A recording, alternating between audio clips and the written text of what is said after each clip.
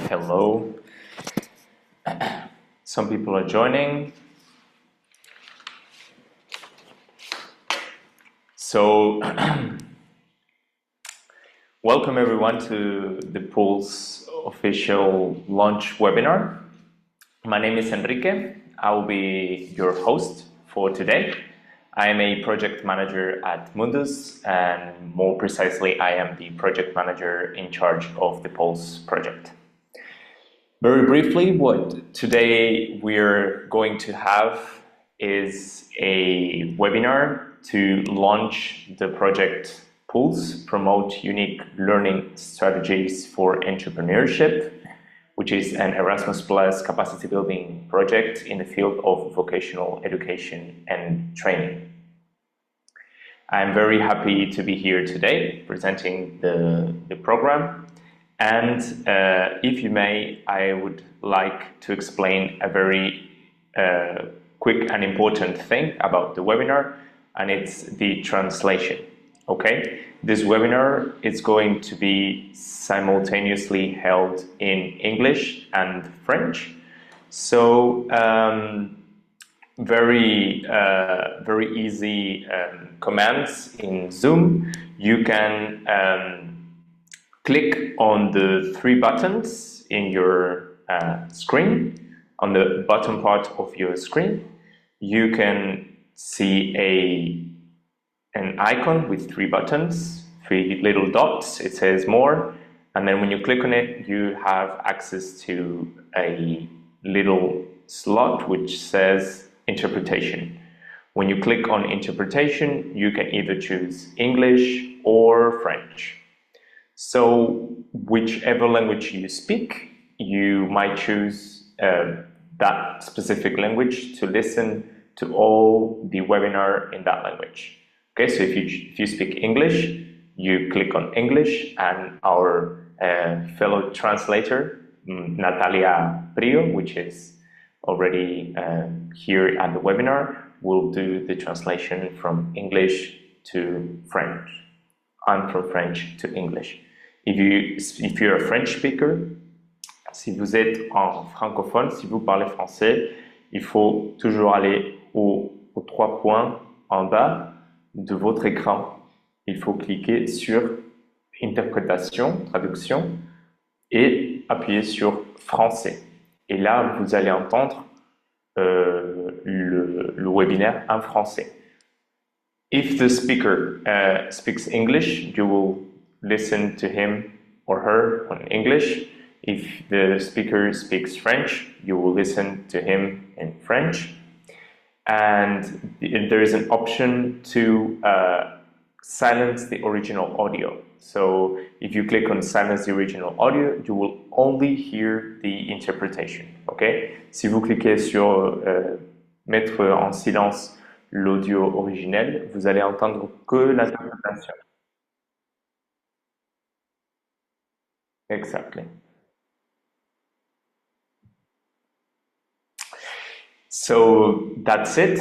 That's it for now. And let me share with you the agenda for today. I will share my screen and we will go through the agenda for today.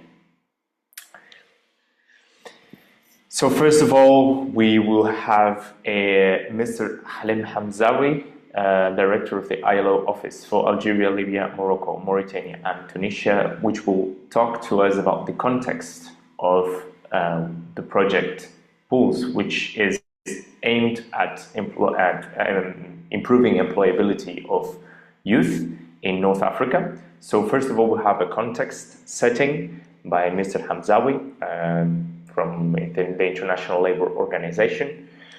Then my colleague Sergio, the coordinator of the Mundus Action in Africa, will explain the project in detail and will showcase the different initiatives and the different expertise that we bring from the consortium, tackling the issue of entrepreneurship in North Africa.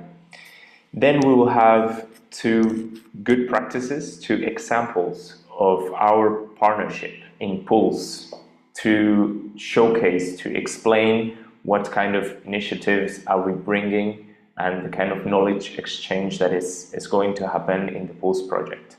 First of all, we will have Ms. Lubna El Morshid from the University Mohammed VI Polytechnic in Morocco.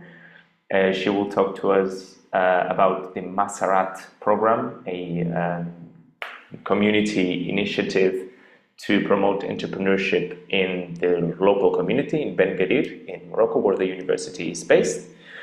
And after, we will have 3 different speakers from the Basque country here in Spain.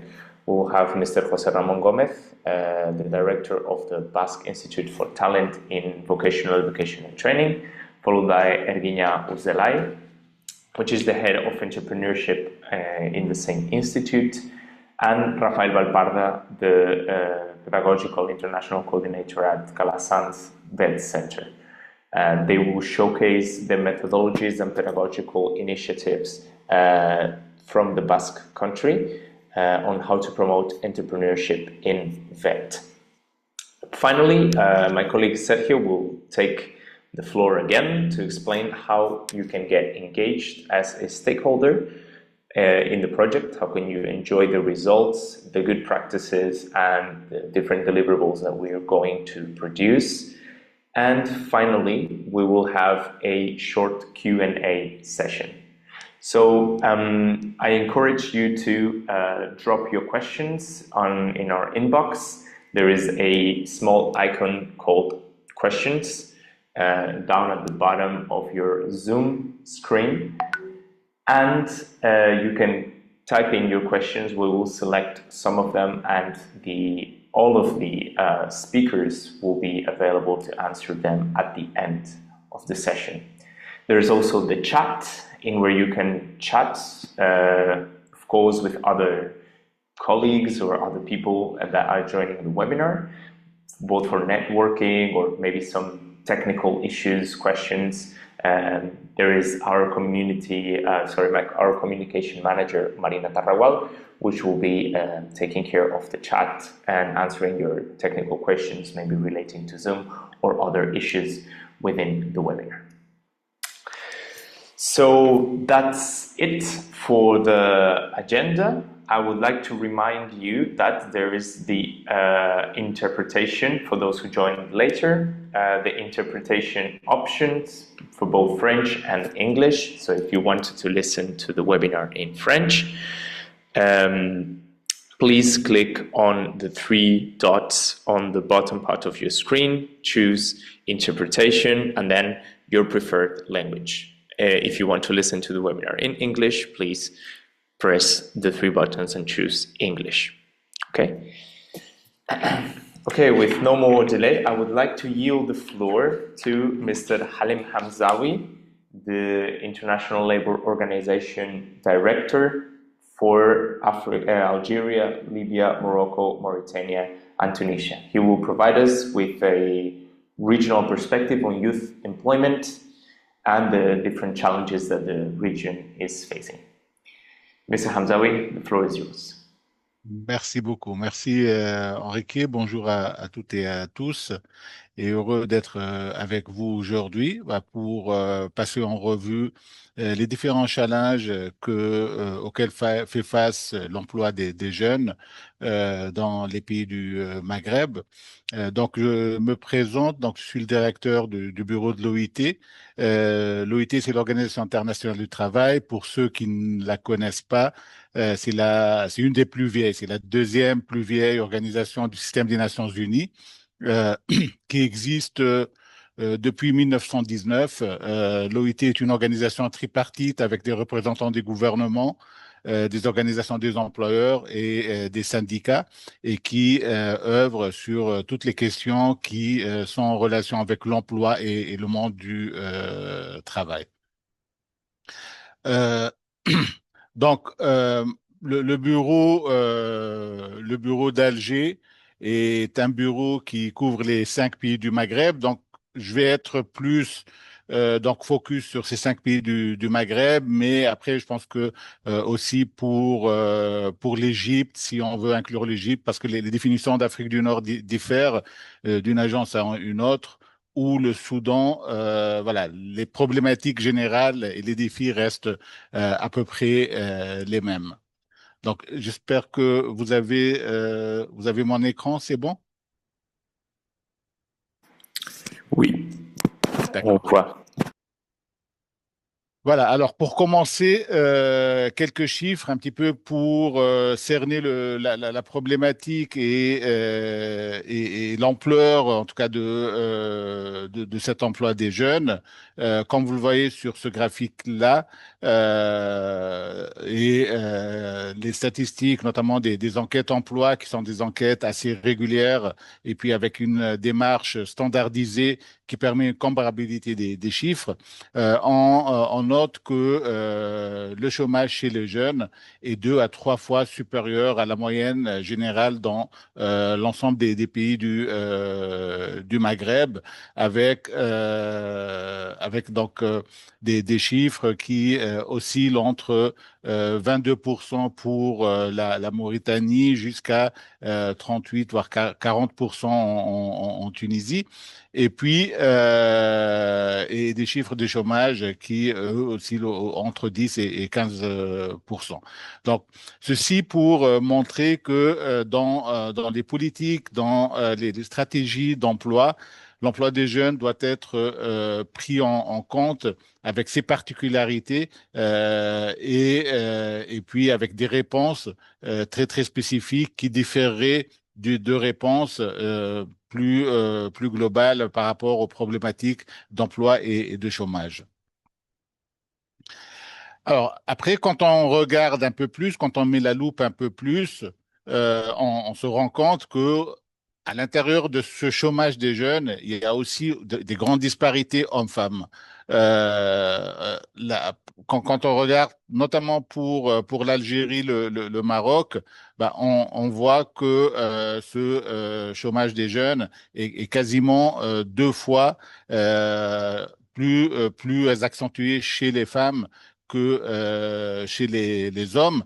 La Tunisie est un cas beaucoup plus particulier puisque on voit beaucoup plus de chômage chez les hommes que chez les femmes, qui est dû à différents facteurs. Mais il faut dire, là, le temps ne permet pas d'aller dans les détails des chiffres, mais que il y a un bon accès, en tout cas des jeunes femmes, au travail en Tunisie, mais ça reste un travail précaire avec des conditions de travail qui ne remplissent pas le minimum du travail décent. Alors, quels sont les secteurs d'emploi des jeunes en Afrique du Nord? On note que dans certains pays, il y a bien sûr la prédominance du secteur public. La plupart des pays d'Afrique du Nord ont un système assez régalien. Basé sur la fonction publique et les entreprises publiques qui sont dans les modèles économiques, même si on veut changer de modèle économique depuis, mais qui restent ancrés dans ce modèle économique comme le pourvoyeur d'emploi et notamment d'emploi pour les jeunes. Et on le voit notamment dans les initiatives, notamment pour booster l'emploi et l'emploi des jeunes en particulier, que la plupart de ces initiatives se concentrent plus sur l'engagement et le recrutement dans la fonction publique et les entreprises publiques plutôt que sur une approche plus holistique. Ceci est d'autant plus accentué, notamment en Algérie et en Libye, deux pays qui, traditionnellement, historiquement, ont eu des économies basées sur les hydrocarbures et qui fait que pour des considérations économiques et sociales, donc la fonction publique a été souvent et historiquement la solution pour répondre aux besoins d'emploi et de création d'emplois. La faible diversification aussi, et notamment dans les pays à hydrocarbures, mais aussi dans les autres pays, notamment en tout cas la Tunisie, la Mauritanie et le Maroc, où on voit qu'on reste sur des secteurs très très traditionnels, le secteur agricole, notamment pour les jeunes femmes, le commerce, le transport l'hébergement et les services, et puis avec une création d'entreprises qui reste au-deçà des attentes. Et puis une faible productivité. La plupart de ces jeunes sont dans des initiatives soit publiques, soit privées pour la création de l'emploi, mais l'analyse générale de ces initiatives, on peut toujours trouver des bons exemples ou des contre-exemples d'entreprises ou de micro-entreprises qui ont pu percer, mais la tendance générale, c'est qu'on est plus dans des créations d'emplois de subsistance plutôt que dans la création d'emplois productifs et créateurs de richesses. Alors, les caractéristiques de l'emploi de ces jeunes, alors, on va pas aller dans tous les détails, mais on restera sur les plus saillants. La première, c'est l'inadéquation entre les qualifications et l'exigence de l'emploi. Et ça, notamment les employeurs et le secteur privé ne cessent de le réclamer ou de mettre le doigt dessus depuis un nombre d'années. C'est que les besoins des entreprises, les caractéristiques des entreprises dans les pays du Maghreb et d'Afrique du Nord sont quasiment différentes de ce qu'offre donc le système de formation, que ce soit la formation professionnelle ou la formation universitaire classique. Et on se retrouve dans un paradoxe entre un emploi des jeunes qui grandit et puis qui est alarmant, et puis des enquêtes, notamment au niveau de l'entreprise, où on a souvent une demande par rapport à la main-d'œuvre qualifiée, et les entreprises revendiquent toujours l'absence de gens qualifiés qui répondent aux différents appels à proposition d'emploi. Et donc, cette inadéquation, donc, elle est de ce niveau-là, mais elle est aussi d'un autre niveau, puisque on voit beaucoup de jeunes diplômés ou surdiplômés qui sont employés sur des emplois qui ne nécessitent pas autant de progrès académiques et donc autant de diplômes, et ce, faute d'autres opportunités. Le second, c'est la prédominance de l'emploi salarial. Alors, le plus important, c'est la Libye, où on retrouve que 70% des Libyens, en tout cas, et Libyennes, sont dans le secteur public, mais ceci, comme je l'ai expliqué au début, reste quand même prédominant dans les autres pays du Maghreb, même si en Tunisie et au Maroc, on a depuis quelques décennies opté pour le secteur privé, mais c'est le secteur public qui reste le principal employeur dans ces pays, dans ces pays-là. Donc, l'autre point, c'est que ces jeunes sont souvent sur des emplois précaires, des emplois qui sont souvent dans l'informel. Alors, on a des informalités d'entreprise, c'est-à-dire que j'ai des entreprises qui sont créées mais qui répondent pas aux critères minimaux de formalisation, mais on a aussi une informalité des contrats, c'est-à-dire que les jeunes sont dans des entreprises qui sont de le système, parfois c'est des multinationales, parfois c'est des grandes entreprises nationales, mais sous contrat précaire, soit des contrats à durée très déterminée, soit des conditions salariales qui sont en deçà des exigences minimales, soit une absence de protection sociale. Et ceci d'autant plus prédominant, notamment dans les petites et moyennes entreprises et dans le secteur de l'artisanat. Alors, l'autre défi auquel font face les pays du Maghreb, c'est les jeunes NEET. Donc, les NEET, c'est les jeunes qui sont sans emploi, sans éducation et sans formation professionnelle. Aujourd'hui, un jeune sur trois, donc entre 15 et 24 ans, il est dans cette catégorie-là, avec encore une prédominance des femmes par rapport aux hommes dans les pays du Maghreb. Et la problématique NEET va nécessiter une approche multidisciplinaire, plus holistique pour à la fois donc agir sur les trois composantes. Comment, pour notamment les plus jeunes, entre 15 et 18 ans, comment les remettre dans le circuit de l'éducation ou de la formation professionnelle. Et puis pour ceux qui sont entre 18 et 24 ans, et même 18 et 30 ans selon les définitions, c'est comment leur donner les capacités nécessaires pour accéder à ce marché de l'emploi. Alors, quelles sont les réponses de l'OIT? Tout d'abord, on a un objectif commun, c'est-à-dire que avec tous nos partenaires dans les 5 pays, donc les gouvernements, notamment les ministères chargés du travail et de l'emploi, et puis les syndicats et les organisations des employeurs, c'est de créer un travail décent, donc qui répond aux 4 conditions de travail décent qui sont l'emploi, le dialogue social, la protection sociale et le tripartisme, et en garantissant les conditions minimales de contractualisation et de conditions de travail, et puis productif.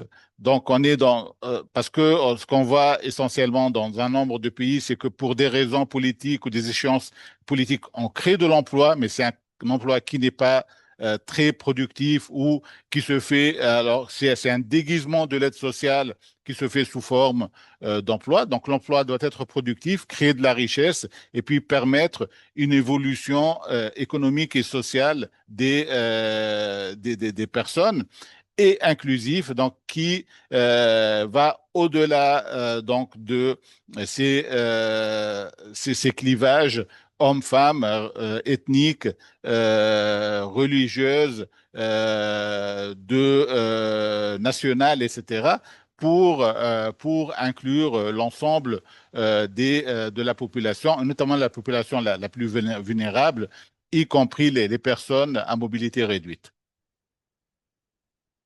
Donc, pour répondre à cet objectif, il faut une réponse multidimensionnelle et multi-acteurs. Je pense que tout d'abord, aucune partie, aucune organisation, aucune institution ne peut répondre toute seule à la problématique de l'emploi des jeunes. Parce que, comme vous le voyez, notamment dans les challenges, c'est un arbre à problème qui nécessite un arbre à solution multidimensionnel qui va de l'éducation à la formation professionnelle, à l'adéquation entre l'offre et la demande, à la préparation des jeunes au monde du travail, à l'emploi, à la protection sociale, etc. Et donc, il y a des niveaux donc plutôt stratégiques, notamment les politiques de l'emploi. Et sur les politiques de l'emploi, il faut bien intégrer la problématique de l'emploi des jeunes et puis faire une analyse fine mm, pour faire ancrer dans ces politiques de l'emploi des mécanismes, notamment des politiques actives de l'emploi qui sont destinées par rapport à ces jeunes, qui répondent à leurs besoins, un appui à la transformation structurelle et notamment un appui au développement de l'entrepreneuriat et de la culture de l'entrepreneuriat, et puis du secteur privé pour réduire la prédominance du secteur public, et notamment dans des activités où le secteur public n'a pas les moyens, n'a pas la flexibilité pour créer de l'emploi productif. Un appui au service public de l'emploi. Les services publics de l'emploi donc permettent de faire cette adéquation aussi entre les offres des entreprises et puis donc les offres d'emploi en général, et puis les capacités des personnes chercheurs d'emploi. Et puis ces personnes chercheurs d'emploi ont besoin aussi d'une qualification qui parfois a manqué dans leur cursus de formation, notamment par rapport aux soft skills ou par rapport à d'autres domaines d'expertise. Et vous savez que le marché du travail et les exigences technologiques, institutionnelles, comportementales du marché du travail évoluent de façon assez rapide. Enfin, donc l'adéquation entre la formation et l'emploi. Et sur cette adéquation sur la formation de l'emploi, on travaille aussi avec beaucoup de partenaires pour anticiper les besoins en compétences du marché du travail et puis faire que les programmes, notamment de formation professionnelle, mais le programme d'enseignement supérieur, soient assez flexibles et répondent et ne soient pas totalement déconnectés de la réalité du marché de l'emploi. Le renforcement de l'employabilité des jeunes, et ce, à travers l'acquisition de nouvelles compétences. Ben, vous savez aujourd'hui que, voilà, on parle de plus en plus, notamment de l'intelligence artificielle, et je pense que déjà maintenant, mais je pense que ça va s'accentuer dans les prochaines années, il serait très, très compliqué à un jeune qui maîtrise pas les bases d'intelligence artificielle d'accéder à un travail de qualité. Et donc, si ceci a manqué dans sa formation académique, il faut qu'on met en place des mécanismes, notamment à travers les services publics d'emploi, pour renforcer cette employabilité et la remettre toujours en cause. Donc, la réponse au NEET est là, voilà, par exemple, on a un programme déjà sous-régional pour quantifier cette problématique des NEET, mais on a aussi des interventions et puis des synergies, notamment avec d'autres agences des Nations Unies, pour apporter cette réponse holistique par rapport au NEET. Et donc, comme j'en ai parlé, la culture de l'entrepreneuriat inclusif permettant donc de répondre aux besoins notamment des femmes, aux besoins des personnes à mobilité réduite ou à handicap pour leur permettre aussi d'accéder au marché du travail. L'autonomisation des femmes, vous savez que dans les pays du Maghreb, on a ce paradoxe entre un taux d'instruction des femmes qui est un des plus élevés du continent africain et un taux d'accès au marché du travail qui est un des plus faibles du marché du continent africain. Et donc, l'autonomisation des femmes, on ne peut pas parler d'un développement économique, d'un développement social, si on a la moitié de la population qui est exclue ou qui a des difficultés à intégrer le marché de travail. Et enfin, l'entrepreneuriat collectif, il y en a plusieurs expériences, notamment avec l'économie sociale et solidaire, au Maroc, en Tunisie, et puis on est sur le diagnostic des mécanismes d'économie sociale et solidaire en Mauritanie, qui permettrait à des jeunes, notamment dans des zones défavorisées, dans des zones rurales, de se connecter en groupe et puis d'avoir, voilà, de mettre en place leur projet. Alors, pour ça, il y a un cadre stratégique adapté. Voilà, les cadres sont sur le site web de l'OIT, donc je ne vais pas entrer dans les détails, mais on a un programme global et puis une stratégie pour l'Afrique et puis des cadres nationaux qui passent soit par les stratégies nationales de l'emploi, soit par les stratégies nationales de l'entrepreneuriat, soit par des approches plus holistiques dans ce qu'on appelle les programmes pays pour le travail décent. Et puis des outils diversifiés et adaptables.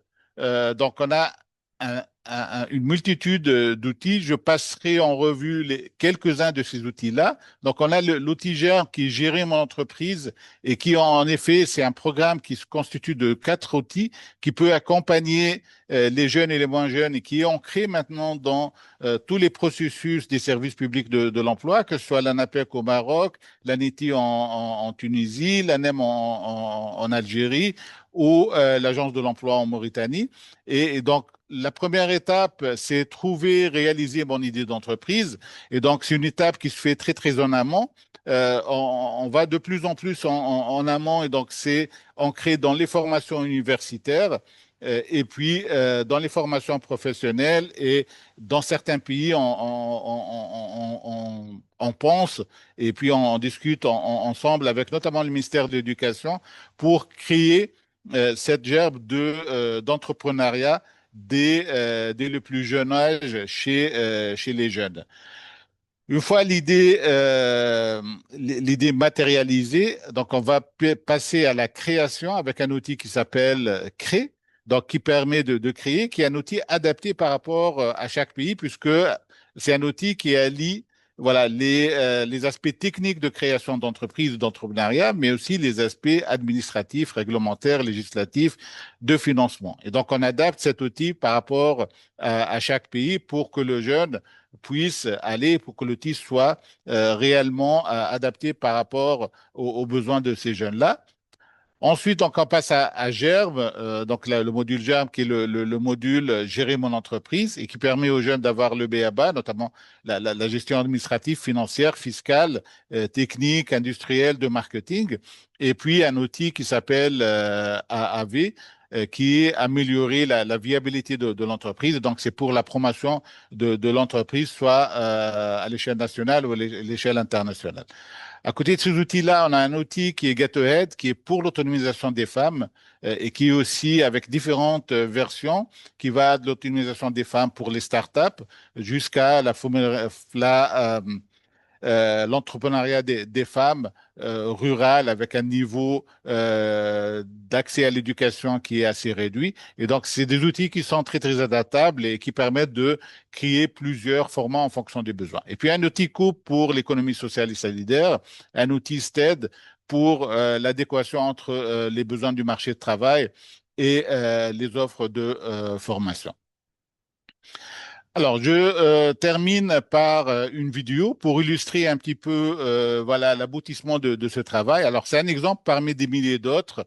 Voilà, c'est pas la seule success story, mais je vous demanderai de passer la vidéo et de voir voilà donc quand tous les acteurs se mettent en harmonie, se mettent en synchrone, ça leur permet aussi d'apporter un appui considérable à ces jeunes-là et de leur permettre de réaliser leurs rêves malgré toutes les difficultés. Voilà, je vous laisse regarder la vidéo. Je vous remercie. Je suis ouvert à vos questions. Merci beaucoup. Ah.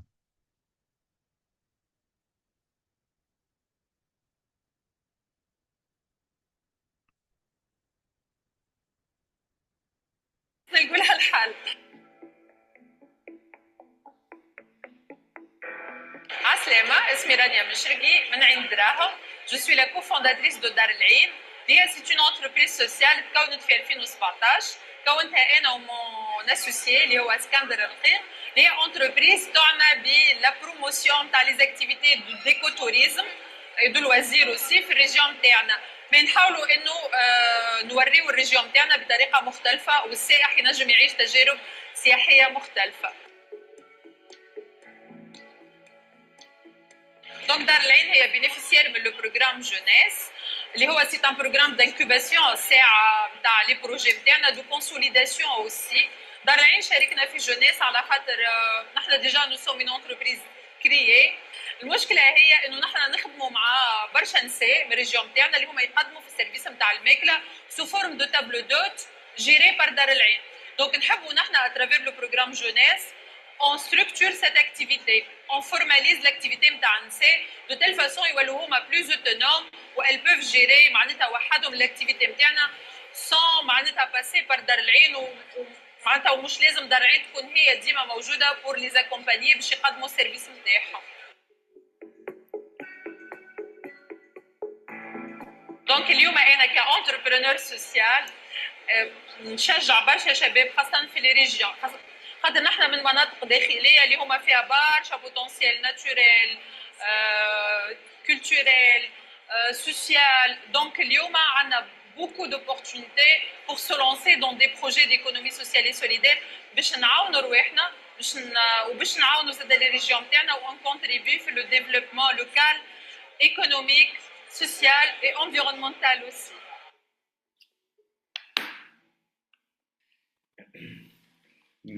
Merci beaucoup, Monsieur Hamzaoui. Vraiment une présentation et aussi des bons exemples, des bonnes pratiques on peut toujours apprécier et répliquer dans nos projets. Vous avez touché sur deux points très importants, donc l'appui à la culture entrepreneuriale et l'adéquation entre la formation et l'emploi. Et c'est exactement sur ça que le projet Pulse va travailler dans les pays cibles. Vraiment, c'est deux points super importants. Et maintenant, mon collègue Sergio va nous expliquer le projet en détail. Donc, je passe la parole à Sergio. Voilà. Thank you very much, Enrique, and thank you also to the previous speaker. I think it was a very, very enlightening presentation. So yeah, I am going to do my presentation in English. So in case you need a translation, there will be interpretation in French, okay? So I am going to share my screen so I can start. Yeah, so hello everyone. My name is Sergio Lagarde. I work as the coordinator of the Mundus Action in Africa. Okay, Mundus is an organization, Spanish organization, of course, based in Spain, but we have almost 7 years of experience working in the whole African continent. And the Pulse project, that is actually being targeted in the North Africa region, this is one of our projects, and we designed it together with the partners, and we are implementing it. And I am going to explain what is exactly this project. No, after the great presentation that Dr. Halim did. So basically, I'm going to tell you about a little bit the background, like why are we actually doing this project? What is the consortium? You will see that we have chosen a very great consortium, which are the specific objectives of the project, what is the exact work plan, and the expected results. And always with a tone or with the idea that this is going to be shared, okay? So the project is not for ourselves, for the consortium, but really for the society. So I will try to let you know how and where you can benefit, work with, etc. Okay?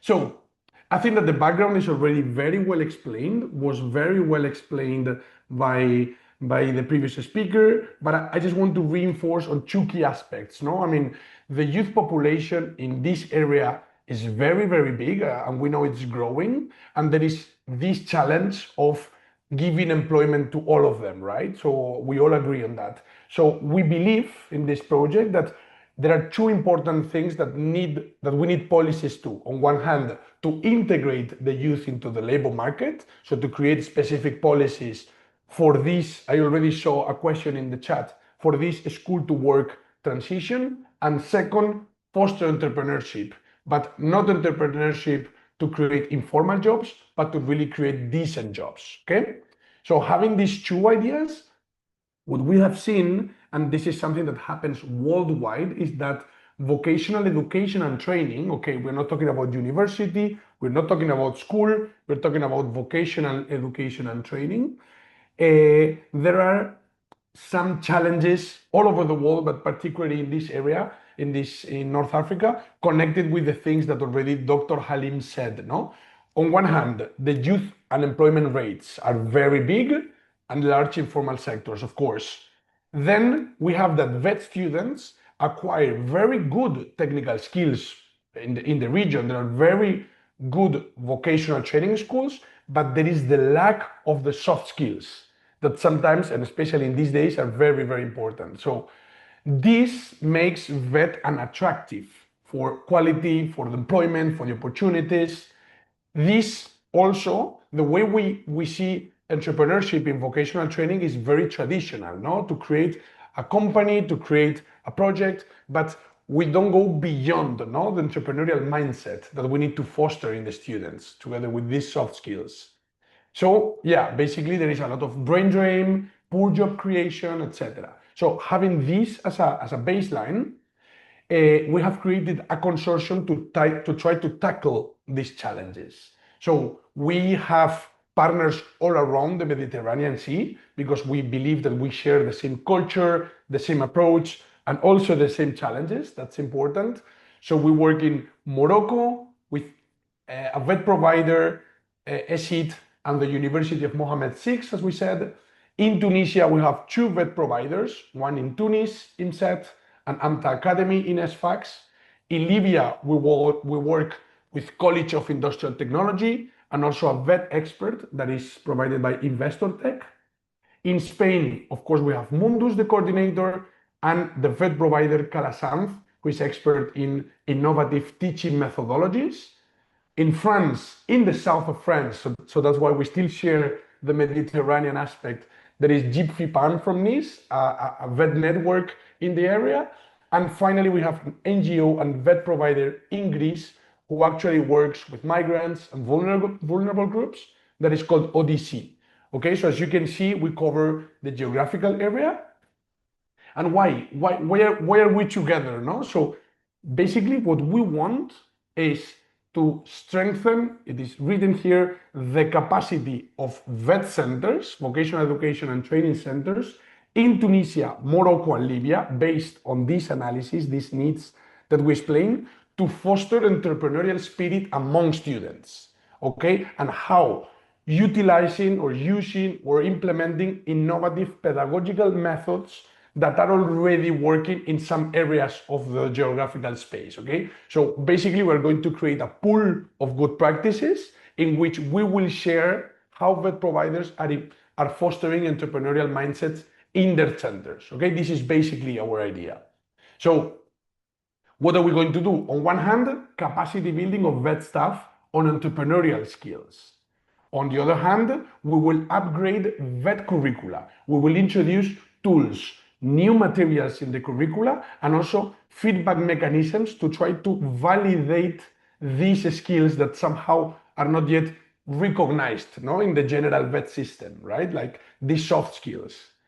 On the other part, we will create in all the vet centers, or we will upgrade, maybe it's a better word, smart labs, places to foster creativity in the schools with a specific action plan and guidelines. We will create a cross-country network of experts, entrepreneurship, vet centers to share good practices. This is one of the key areas of the project. We will create a specific program in the vet centers or beyond curricula to promote entrepreneurship together with, so for example, events, programs, sessions, workshops, a smart lab, etc. So we will create a specific tailor-made program for the vet centers to promote entrepreneurship. We will, of course, upskill trainers in new pedagogical approaches that I think is the most important. So not how they teach technical skills, but how they teach soft skills. And finally, foster the collaboration between public and private sectors that, as Dr. Halim said, is one of the key areas. All right, so this is also a very important point.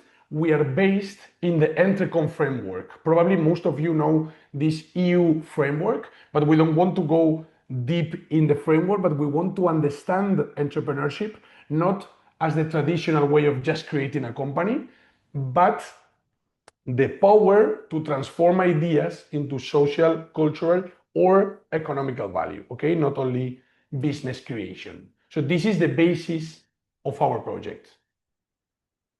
Okay, the work plan is here, okay? I don't want to go too much in detail because, of course, we're going to do a lot of activities in these 3 years of project, okay? This is really important, 3 years of project. We started in January 2025. We will finish at the end of 2027.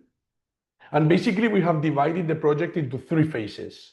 First phase, the context analysis. Even if we know what we are going to tackle, okay, needs analysis are clear, the challenges are clear, but what we want is to analyze ourselves. So we are going to, we are organizing peer-to-peer sessions, study visits, etc., to really understand in practice, not through reports, not through big interviews or big webinars, but through real grassroots activities, how each one is working, like how you are promoting entrepreneurship in Tunisia, how you're doing it in Greece, which are the challenges. So really a peer-to-peer sharing.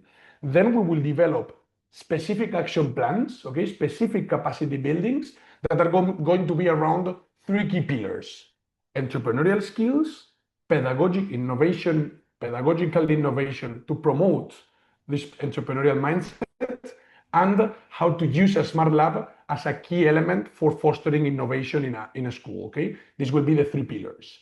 And then the third phase, we call it curricular development. It's not literally curricular development. Maybe it has a part of curricular development, but it will be to transfer all this capacity building, exchange of good practices into actual plans in the schools, okay? So a new smart lab with a specific plan, the redefinition of materials, redefinition of teaching pedagogy methodologies, and this will be achieved via online series of webinars, specific e-learning platforms, and also a lot of exchanges. Okay, for us, one very important thing is to do job shadowing, is to really observe how others work and try to implement or replicate things back home. So that's why we are going to organize study visits to other countries, expert visits, capacity building, training mobilities, etc.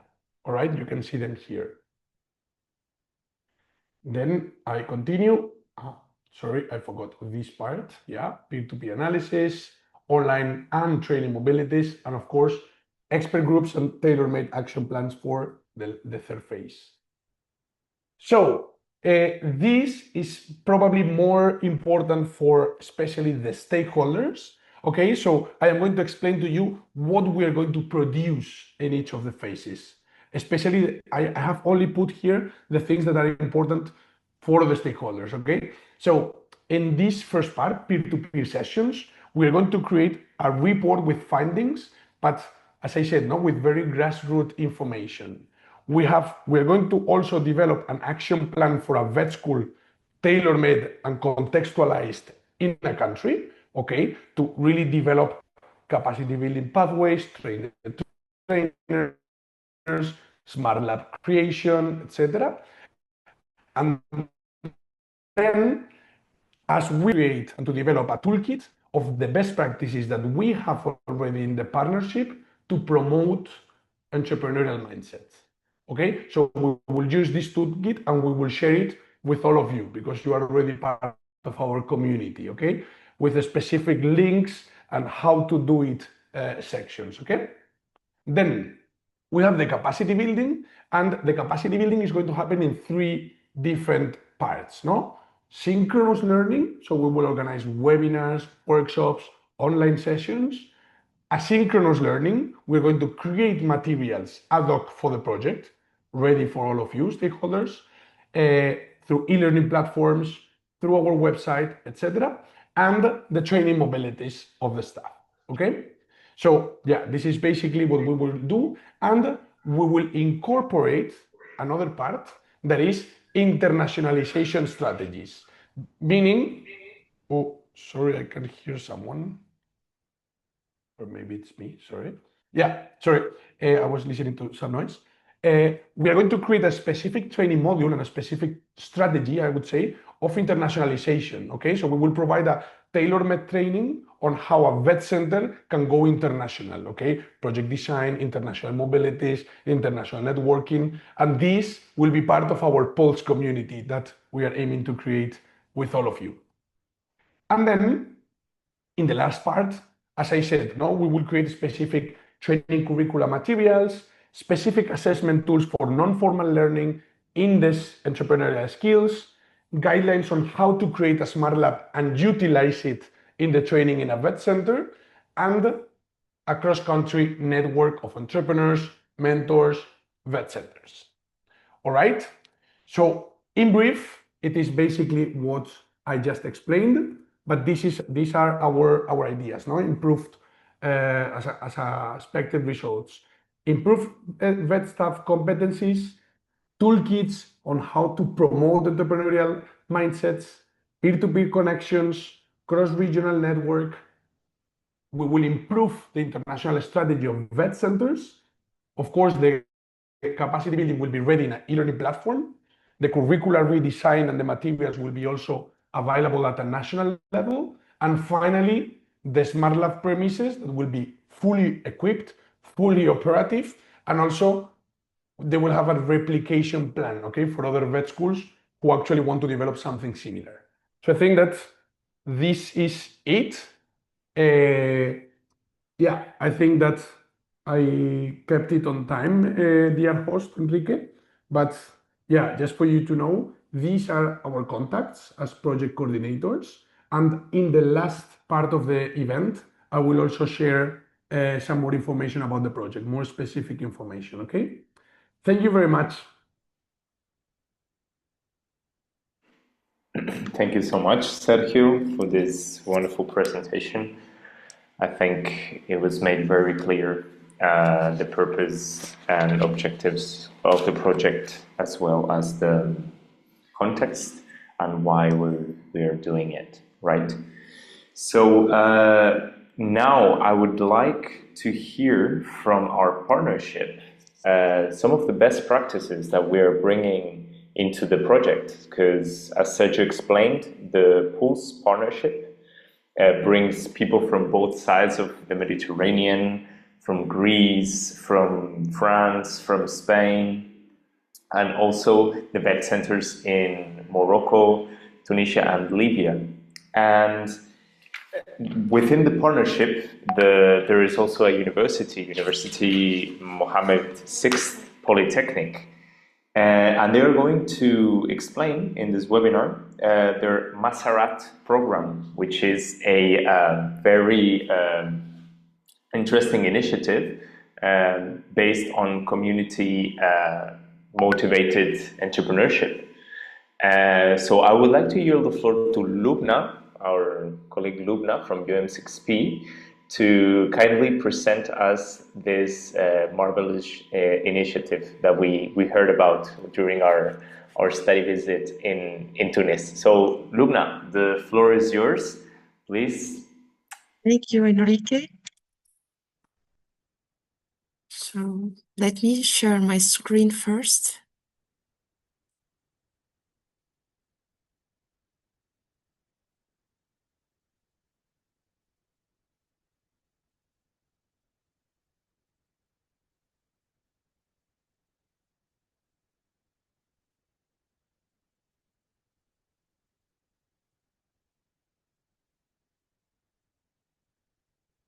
So good morning, everyone. My screen is successfully shared. Yes, we can see it. Great. So we are pleased today to present our program, Masarat program. It's a local initiative that's been launched by UM6P. We launched the program last year in last April 2024. So Masarat program is a program that places youth people at the heart of territorial development. So it's an initiative first that's been think and developed by UM6P to express its vision and its will to give back to its local community. So the main idea of Masarat program is to try and to connect youth people with the local opportunities offered by the territories, all the local territories of UM6P. So basically, Masarat program, it's like a co-construction path that is local, that is rooted in local development and local potential. So we are trying through this program to respond very well to the community's needs. So my presentation is going to be structured into 4 parts. First, we will introduce the Masarat model, so the whole structure behind this program. Second, we will talk more about the core component of this project, so the kind of offers we give to young people. And third point is we're going to explain the whole process from the application to admission to beneficiate from that program. And the 4 points, last but not least, so we are going to share some metrics and achievements that have been realized from that first experience as a pilot.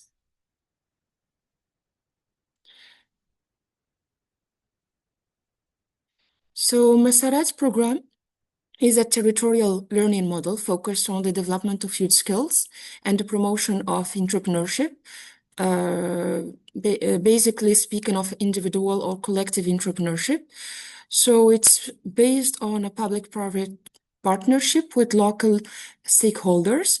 So the program targets principally young job seekers and individuals holding project's idea and willing to take the entrepreneurial adventure. So the main goals of Masarat program is the first propose a support program for job seekers. And here we are focusing in training and offering training and certified training for job seekers or people that need more skills and competencies to get into the job market. Second, it aims to promote socio-professional integration of youth in line with local opportunities, as I mentioned, as this is the key motor of Masarat program, is to try to connect young people to the local opportunities. And third point is to create an operational model that can be replicated in other territories. So the idea is to create a model that's been successful, proven in a territory, and maybe trying to replicate it into other territories, and people can beneficiate from it. So the offer of Masarat program is focused on 4 pillars. So the offer is principally training support for young people. It's led by making a connection between the territorial opportunities that might be generated by various local, regional, or maybe national development projects. So it's also an offer that's been digitalized. So we use a digital platform to get registration into this program. So the main idea is to try to offer many opportunities and many offers, so every young people could find what suits the best their professional aspirations and professional goals. So as I explained, the program offers 3 different pathways or components. First one is skills development pathways. So it's mainly a program that offers training or certified training for people in over 70 fields, like in automotive, tourism, hospitality, mechanic engineering, graphic industry, healthcare, etc. The second one is entrepreneurship pathway, and here is we aim to support people, to train them to create their proper projects and maybe their business ideas. And the third one is the cooperative pathway. So there is people that might be interested in creating projects and launching projects, but in groups. So we offer that possibility to build or establish cooperative of a group of 5 people. So this pathway is open for people that want to create a cooperative projects, or even for a newly established cooperative for less than 1 year. So maybe I'm going to talk about the program's targets. So first, for the first pathway is skills development. So it's open for every young age of 18 years old or older, resident in Orhamna province. So as I always mentioned in my presentation, that the program aims to local developments, local actions. So we make sure that all the beneficiaries are resident in the territory of Orhamna. Second criteria is that people might be looking for an employment or having that title of need people seeking for professional retaining, or maybe just certification of some skills or competencies. And trying to meet the admission requirements for the chosen training programs offered by the partner institutions. So the second pathway is entrepreneurship pathway. It's open also for people aged of 80 years old or older and resident in the Orhamna province, having an entrepreneurial profile and willing to launch a business idea. And we have some requirements concerning commitments. So these people needs to commit for all the duration of the program, so to complete all the 12-month program. The third options is the cooperative pathway. So it's open for youth people aged 18 years or older, also resident in the Hamna province. As I explained, maybe it's composed of at least 5 individuals, a group of 5 people, or for a newly established cooperative for less than 1 year. I'm going to explain maybe the process of this 3 pathway. So the first opportunity is skills development. So the whole process is being digitalized through a digital platform, Masarat.ma. So first step is to get information about the program, to register. So after that, we proceed to making a pre-selection of successful participants that might participate in this pathway and they can beneficiate from this program. The second phase is advisory and guidance workshops. We totally believe that maybe guidance is very interesting. It's like a very interesting component in this process.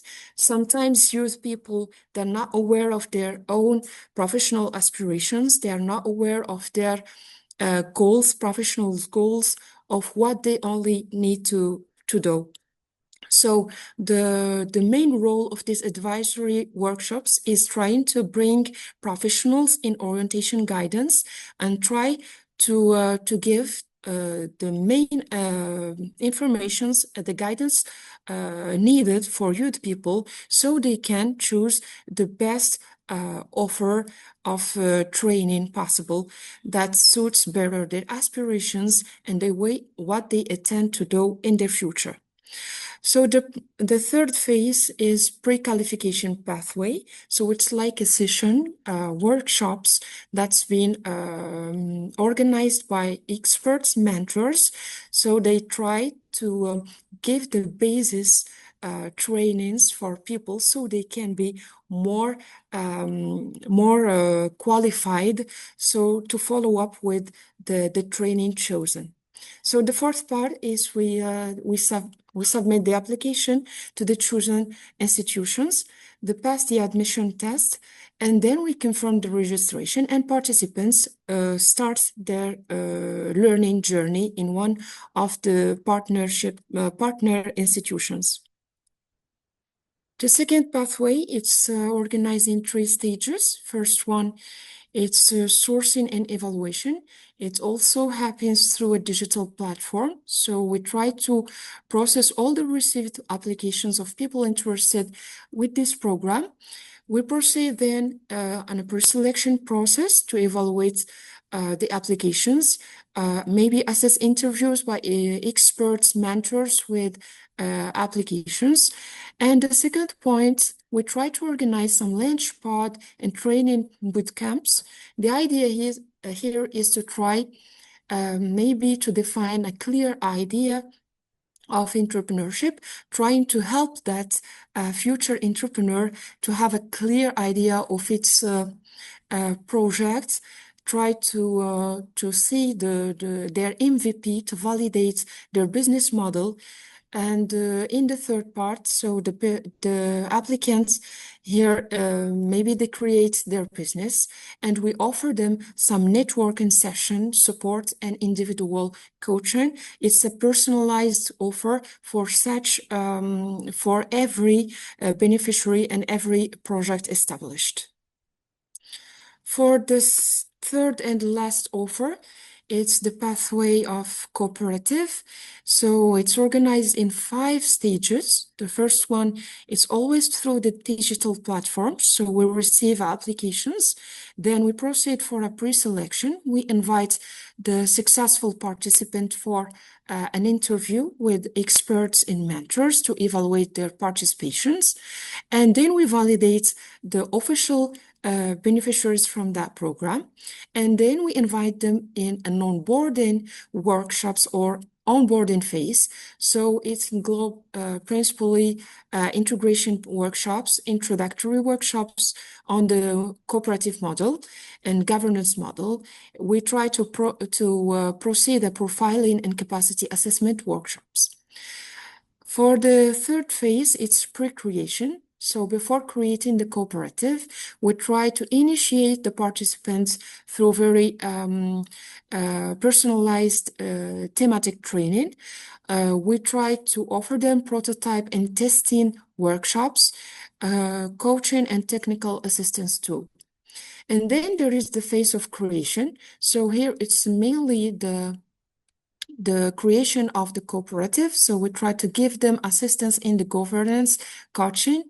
And there is the final stage of this process. It's support and post-creation. So here we try to give support and technical assistance for the created cooperative to launch their business, to make it solid and succeed their first delivery to the markets. So the fourth and last point, I'm going to share some metrics and achievements of this first experience. So till now, as I mentioned, we launched this program last year. So today we have like 35 beneficiaries in the skills development components, and we have 34 project holders that are trying to create their business today. So they are in the third phase of the process I just presented. And the last component, so today we have 25 cooperatives, which makes 5 members per cooperative. It's a total of 125 beneficiaries from this support or training program. So to sum up, Masarat program is a very tailored offer. So it's not like just a classical training platform, but it's more like dynamic mechanism to trying to unlock potential or youth potential and connect them to the local opportunities offered by their communities and territories. Meanwhile, trying to respond very wide to the real problematic of the territory. So thank you for your attention. And my team and I are pleased to respond, to welcome your ideas, your questions and insights. Thank you. Thank you so much, Lubna, for your wonderful presentation. Please, those interested in placing questions for Lubna, there is an icon. I remember that there is an icon at the bottom part of your Zoom application which says questions and answers. Please place your question if you have a question for Sergio, Halim or Lubna, and we will answer them at the end of the webinar. Let's keep going with our schedule for today. We're a bit delayed regarding the original schedule, so I beg for forgiveness. And I would like to yield the floor to the integrants of ITLAND, the Basque Institute of Talent in VET. We're going to have a presentation by José Ramón Gómez, director at the Basque Institute of Talent in VET, together with Erguiña Urzelay, which is the head of entrepreneurship in the same institution. They will share with us a presentation about the pedagogical approach that they have to entrepreneurship, and after that we will have Mr. Rafael Valparda, which will explain how they implement these innovative methodologies to promote entrepreneurship in vocational education and training in their school in Santurtzi in Bilbao. So please, José Ramón and Erguiña, the floor is yours. Thank you very much. Hello everyone, I'm Erguiña Urzelay. I'm responsible for the eTalent ICAS Empresa project. and we are delighted to participate in this webinar. Over the next minutes, we want to show you how to implement entrepreneurial culture in vocational education training in the Basque Country. For that, I'll pass the word to José Ramón Gómez, Director of eTalent. Good morning. Can you see my presentation? Yes, we can. Okay. Good morning, everybody. As Erguiña said, I'm José Ramón Gómez. It's the main director of eTalent. We are in the north of Spain, in the Basque Country. We are part of the Basque government, and we work with all the better schools in the Basque Country. We have around 180, but we work mostly with 90, around 90, the most important, the biggest. Which it's our goal. Our goal, as you can see, is just to foster, to promote the talent in the students, because as you can see, we have a lot. We are facing a lot of problems or challenges in the future. Then, perhaps the most important is just to show you what is the talent for us. For us, the talent is people who is able to solve challenges, because everybody, as a person, as a professional, as a company, we are facing a lot of problems, and then you have to choose which are this kind of goals that you have to solve, and to do it, you have to observe well. You have to choose the goals, manage information, and then you have to use the creativity to have a lot of ideas to act, and at the end solve the challenge and assess what's happening. And in order to do it, you have to use as well the critical thinking and one big emotional management. Okay, but how can we train to do it? Then, in our point of view, we have the better center have to train the students, of course, in technical competencies, but as well in transversal or sub-competencies. We have defined 6 transversal competencies, as you can see: communicative, collaborative, personal, digital, sustainability, but as well entrepreneur competence. For us, is one of the most important competence as well. They have to work, and in order to do all of this, for us as well, is very important. They are very important. The values, as you can see, we defined some kind of values: solidarity, interdependence, etc., etc. In our point of view, they have to work these kind of values whatever they are doing. Doesn't matter, choosing the goals, using the information or whatever. Then, this is for us the talent. But how can we work the talent? Here in the Basque Country, we have our methodologic method is called ETASI, and it's a challenge-based collaborative learning. We have not a lot of time to explain you, but very, very fast is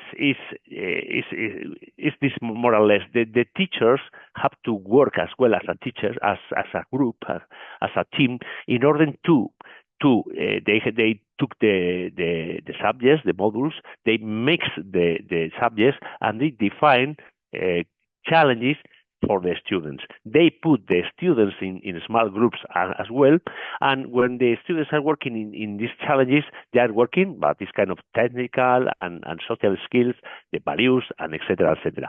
And in order to do all of this, of course, they have to have a lot of organizational flexibility, and for us, it's very important as well that the assessment method, because we are speaking always in terms of competencies, and they have the teachers are measuring the students' competencies, providing feedback to the students, and our goal is to improve the students' competencies.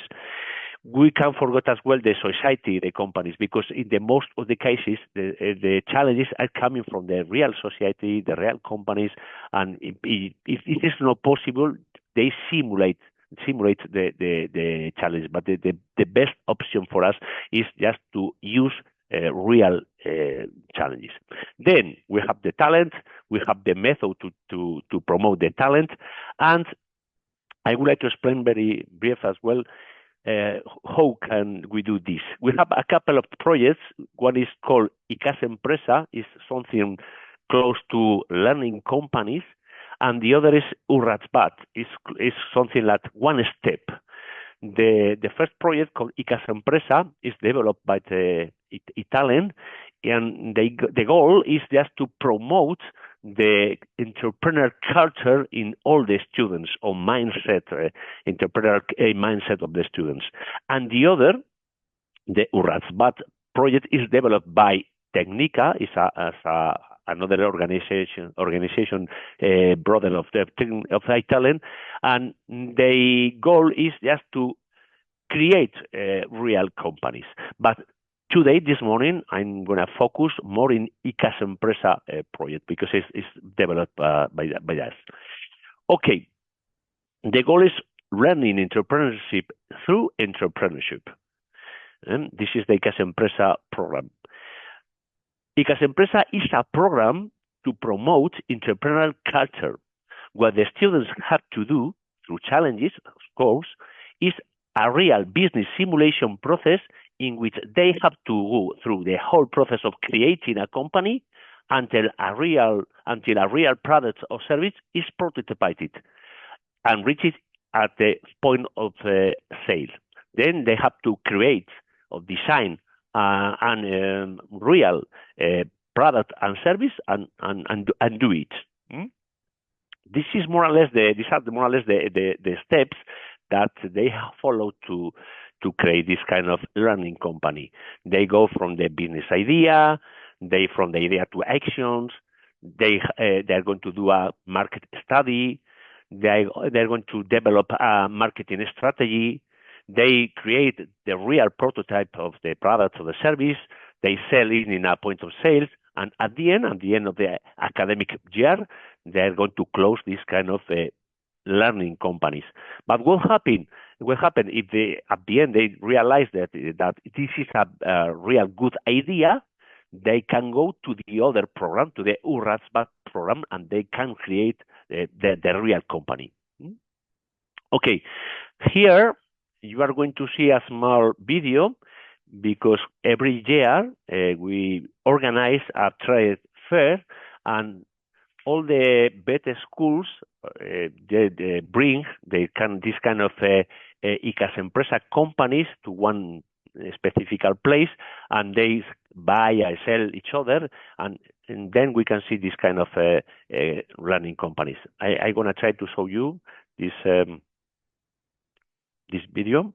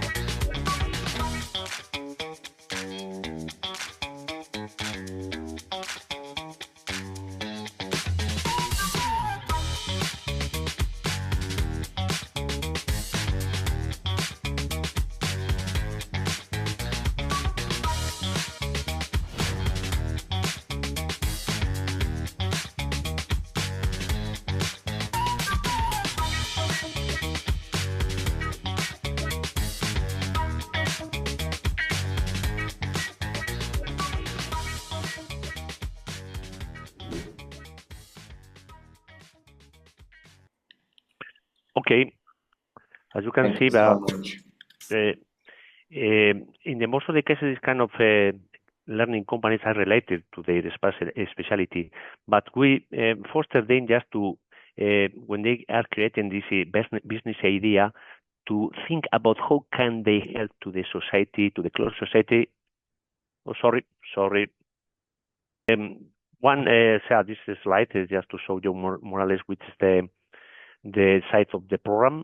This year we have created more or less 2,100 learning companies. There have been more than close to 7,000 students. Then I repeat, it's not just to create a small companies, it's just to all the students to have this kind of entrepreneurship culture. Thank you very much. I have more slides, but doesn't matter. I think that this is the most important information. Thank you very much.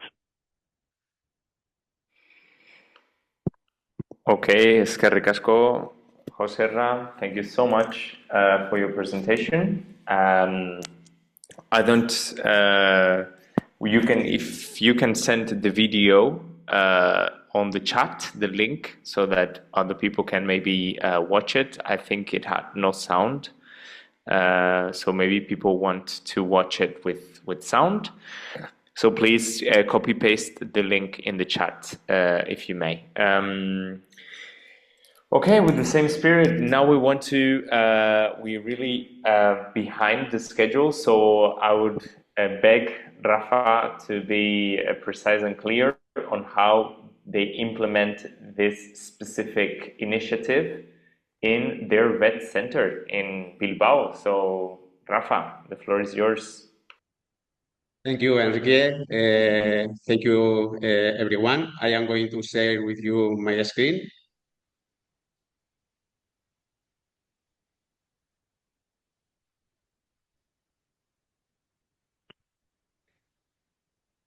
Can you see my screen?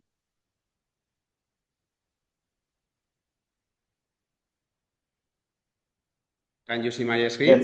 Yes, we Enrique? can see it. Okay. I am going to start. For me, it's a pleasure to be here after José Ramón and Riña, because we are one of the 90 centers he told you before. We took part in Casa Empresa program.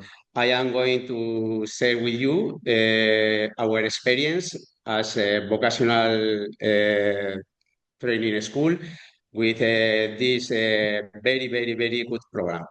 We are in the north of Spain, in the Bilbao metropolitan area, in Santurci.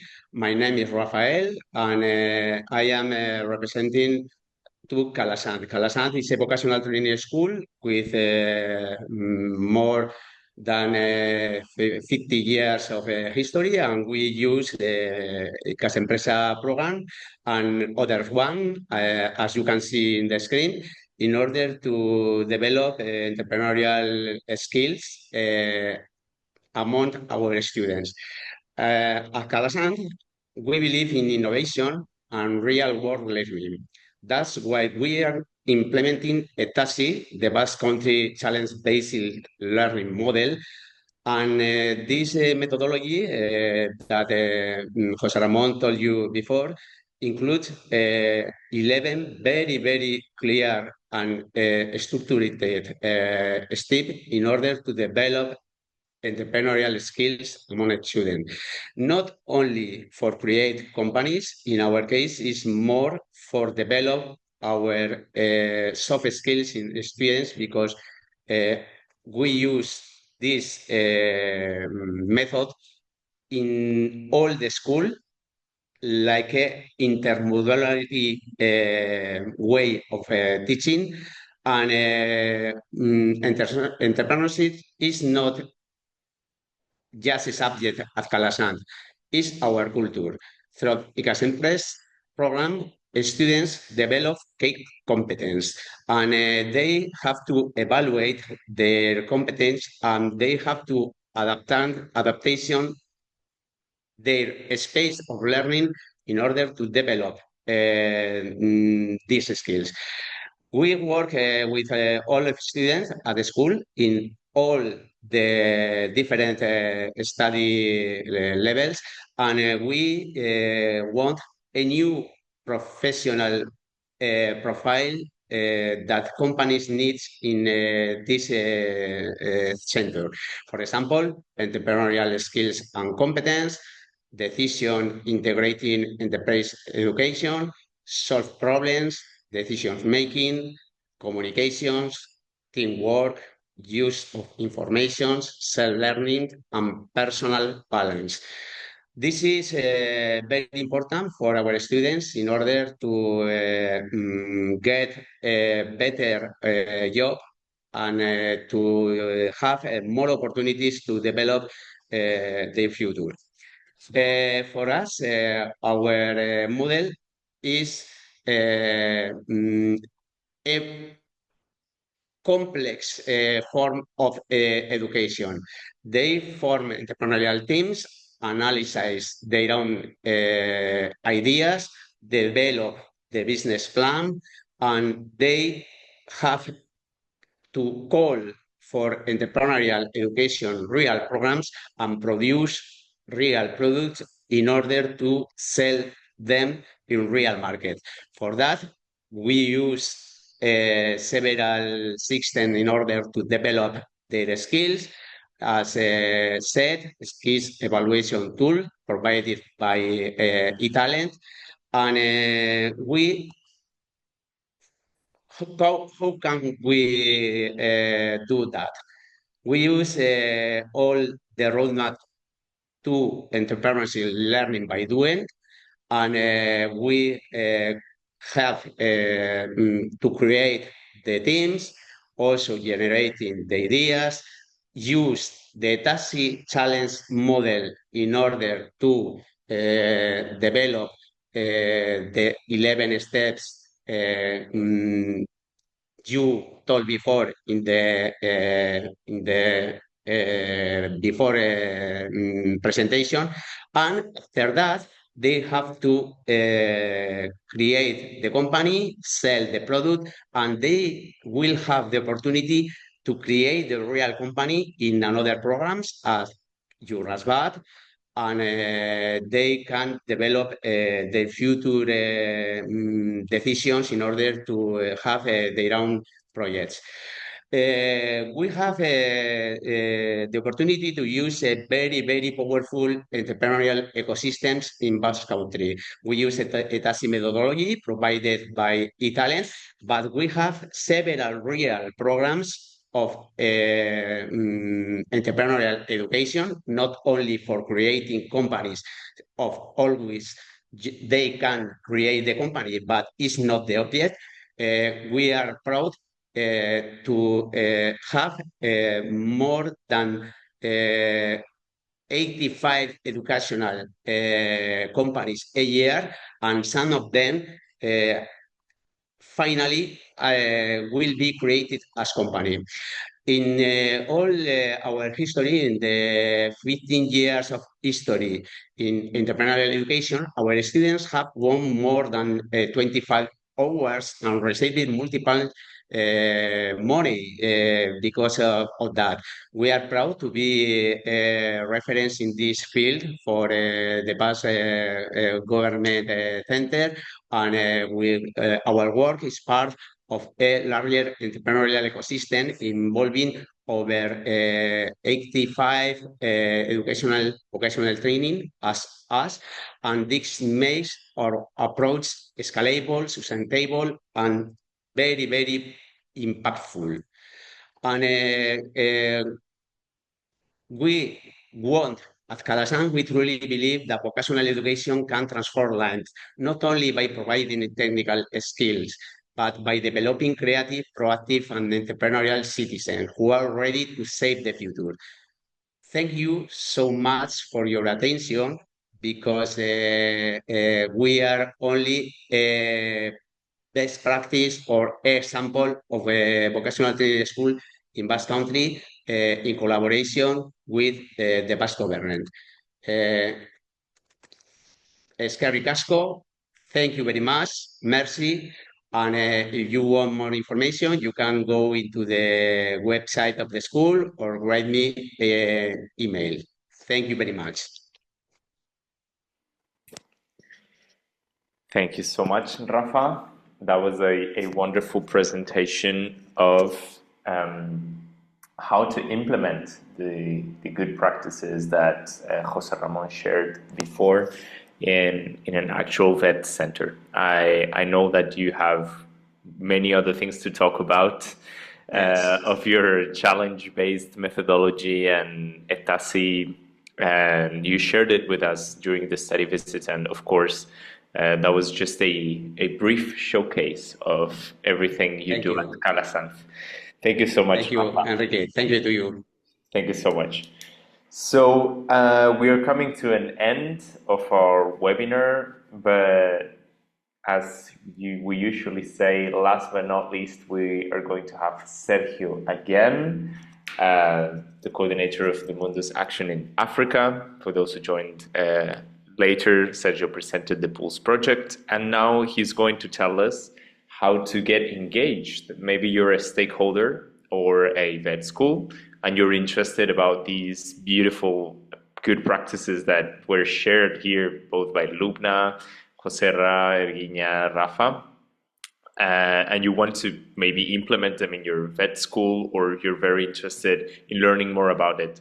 So now Sergio is going to tell us how to do so, how to get engaged, how to enjoy the Pulse results, and how to follow the project throughout the development. It barely started in 2025, so it's going to keep going until 2027. So please, Sergio, share with us some ideas on how to get engaged as a stakeholder. Thank you very much, Enrique, again. And yeah, thank you very much to all the speakers, because I think we have had wonderful presentations. So I would like to thank you all for the great atmosphere created today. So I would like, because I have seen many questions regarding, some questions are for opening a debate, very interesting, and some questions are regarding how we can use these resources, how we can stay engaged, how we can collaborate, how we can connect, etc. So I hope that I am going to reply to all these questions through this short presentation, okay? So what I want to share with you is exactly that. So the purpose of this webinar is to let you know who we are, what is Pulse, with a very nice context that of course you saw, and then to experience which are the kind of good practices that we have within the partnership, because everything explained today is within the partnership. And now I am going to try to tell you from now until the end of 2027 what we are going to develop to deliver and how to benefit. Okay?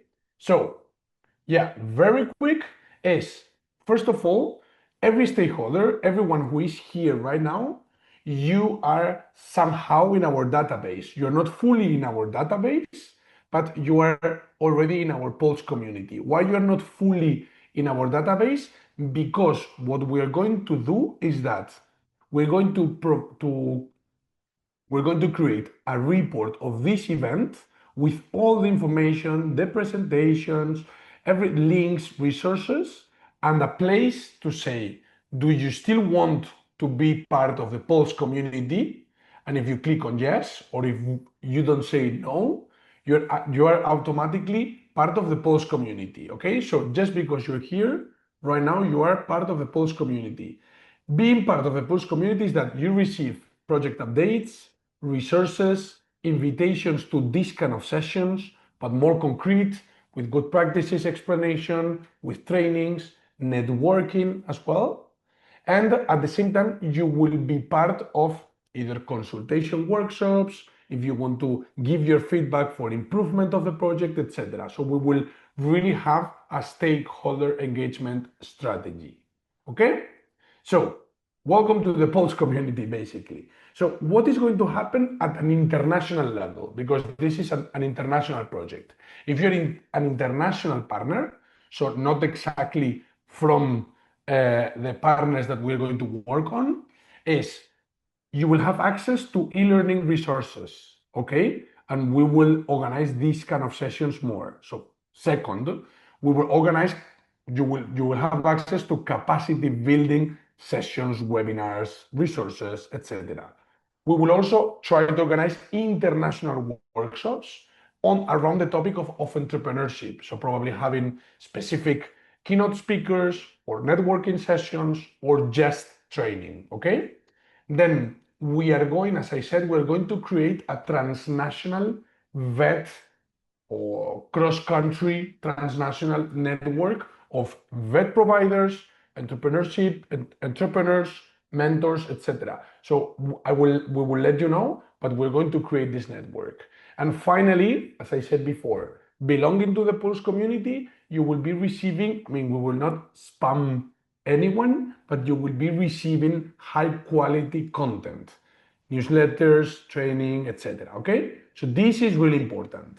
And then second, at a national level, okay, because remember that we work in 6 countries, Morocco, Tunisia, Libya, Spain, France, Greece. So you can join us in supporting the co-creation of curriculum materials because we will work on that in the last phase of the project.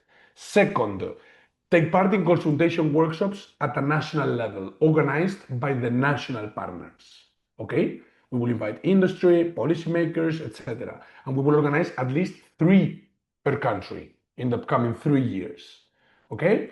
Then we are aiming at developing an assessment tool for non-formal education or entrepreneurial skills. Okay, this is one of our objectives, contextualized and tailor-made for each country. So you can work with us on this assessment tool, maybe piloting it, maybe just giving feedback, maybe utilizing it, okay? We will create smart labs in each, or redesign smart labs, innovation labs in each vet center, and we will provide a specific toolkit on how to create these smart labs with a specific resource mobilization, mentoring skills, trainings, how to promote it, etc. Okay, so we will give you, all of you, to all the community, these toolkits. Then the idea is also at a national level to create a local network of mentors who can also participate in these innovation labs. Okay, we already present this idea in Tunisia in our kickoff, and we will do that in all the countries. Okay, and finally, the idea is also to organize roundtables, such as in the final conference and in different events with linking vet, government, private sector. Okay, so these activities are going to happen from now onwards. I will explain this we will explain this in detail in the report, okay, in the report that we will share.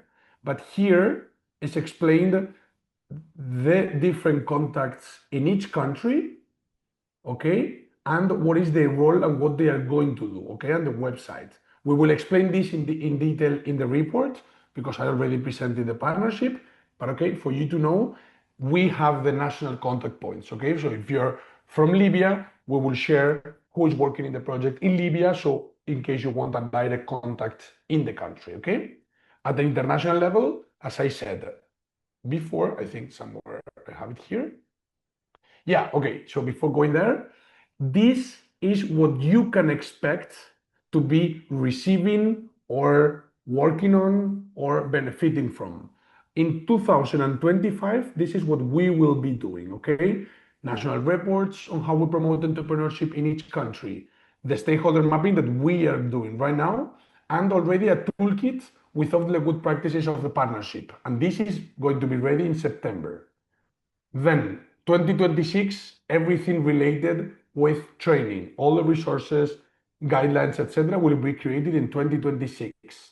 Okay, and then finally in 2027, we will have at a national level final curricula and or materials, the assessment tool that I said, the cross-country network, and the final toolkits, mentoring network, policy recommendations to implement entrepreneurial skills in vocational training, etc. Okay, so once again, I will share this in the report that you will receive, but this is the timeline of resources that you can benefit from.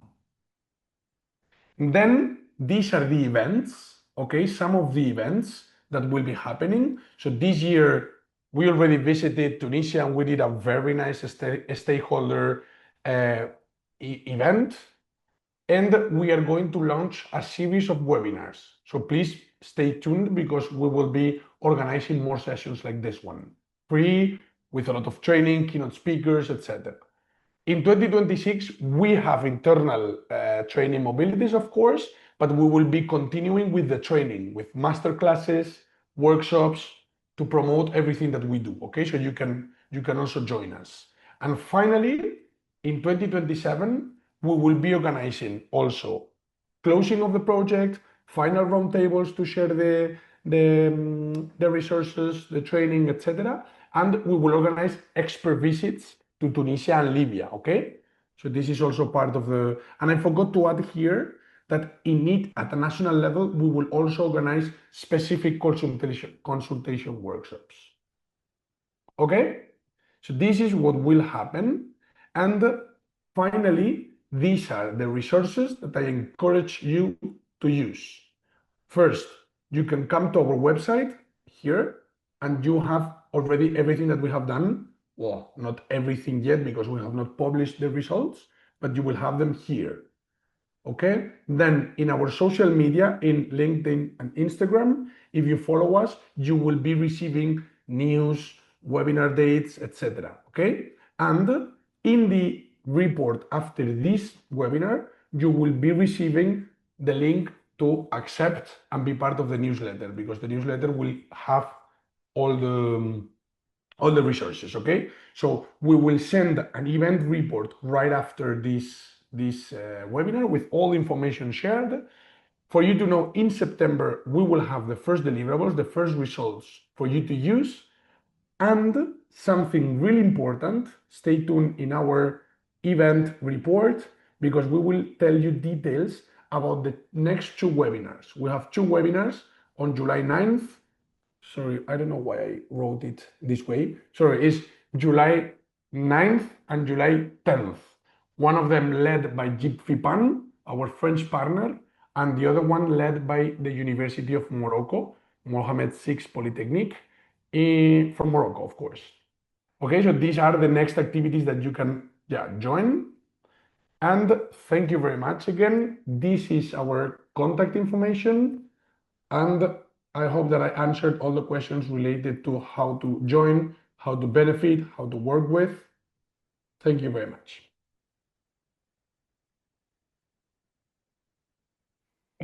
Thank you so much, Sergio, for your contribution and the very well explained steps on how to get engaged as a stakeholder. I think that due to time constraints, we are not going to be available to have a live Q&A session because we basically had many keynote speakers with much information, all of it very useful and helpful. But before we close the webinar, I would like to thank everyone for their participation, for your attention. Je voulais remercier tous les participants pour votre attention. Beaucoup d'entre vous, on vous connaît, beaucoup d'entre vous. Donc voilà, on est content de vous revoir ici à nos webinaires chez Mundus. So finally, please contact us if you have any questions or you maybe had the contact of other keynote speakers. You can also send them an email or contact them if they share their contact information. And as for my side, thank you very much. Shukran, merci, gracias, es que ricasco, and we hope to see you again very soon.